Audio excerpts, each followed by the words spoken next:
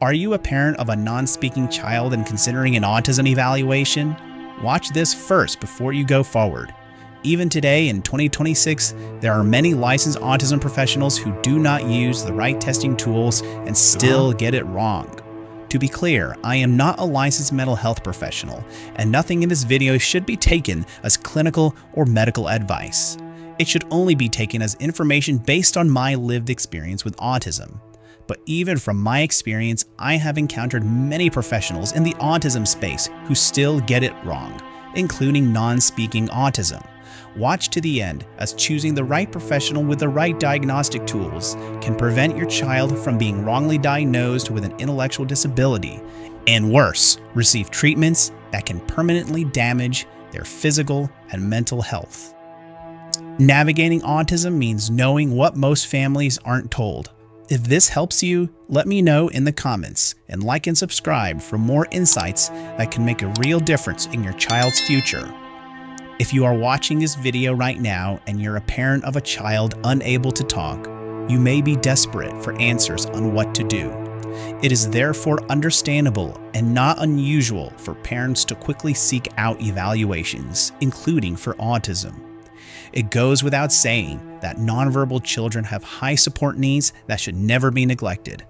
But if you are seeking an autism screening, be careful when choosing the evaluator. Tragically, even today, many autism diagnosing professionals still equate nonverbality with intellectual disability. And unfortunately, for the past 30 years, many nonverbal children have been misdiagnosed with intellectual disability and placed in the wrong support systems, leaving them unable to develop and live independently as adults. But despite example after example of non-speaking autistics eventually developing speech or demonstrating normal IQ or above, many autism diagnosticians still assume and tell you that your child has an intellectual disability. They may even tell you that your child has an intellectual disability because he or she cannot complete a standard IQ test due to the communication barrier resulting from the inability to speak. That assumption is simply not true. IQ is a measure only of someone's cognitive and intellectual ability. It is absolutely no measure of someone's ability to speak. There are actual IQ tests specifically designed to measure the IQ of nonverbal children and adults. So why is it that these professionals misdiagnose these people with an intellectual disability? In autism screenings for children, the most commonly used IQ test is the WISC for children between the ages of 6 and 16 and the WPPSI for children younger than 6. Both of these assessments and other standard IQ tests heavily rely on spoken answers. But if your child cannot speak or is minimally verbal, these tests cannot reliably indicate your child's cognitive ability. A 2015 study of 30 nonverbal and minimally verbal autistic children found that nearly all of them demonstrated normal IQs or above when taking the Raven's colored progressive matrices, an IQ test specifically made for nonverbal test takers. This happened even though none of them could complete the standard IQ test for their age. But even after a decade since this study, many autism diagnosticians still assume intellectual disability based on the inability to complete a standard IQ test. But an intellectual disability diagnosis can have far-reaching consequences if given incorrectly. Due to perceived intellectual disability, therapists and caregivers may assume your child has no ability to learn and may not even give them an ACC communication device as a result. This will prevent your child from being able to communicate, which can lead to misunderstandings that potentially result in trauma and abuse.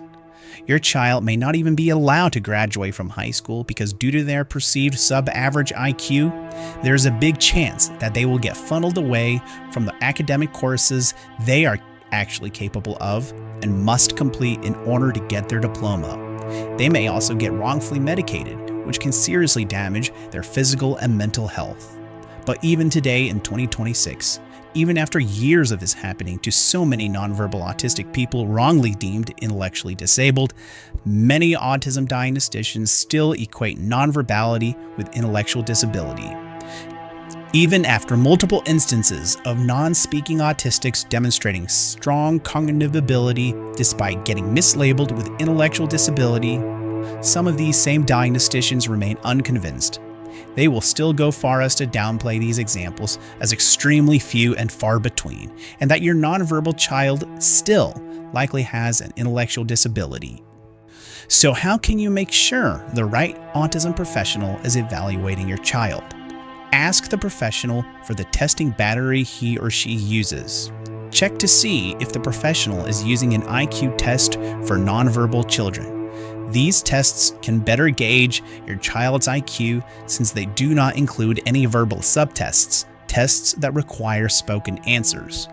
The list on the screen is not exhaustive, but they are considered the most reliable IQ tests for non-speaking children. If you don't see an IQ test for nonverbal children in an evaluator's testing battery, ask the evaluator if the IQ test includes any verbal subtests. Ask whether your child's cognitive ability will be judged using IQ subtests that require spoken answers. If the answer is yes, or you can't get a straight answer, I would seriously consider finding another evaluator. The right diagnostic tools can save your child from years of trauma and heartache and allow them to develop into thriving, independent adults.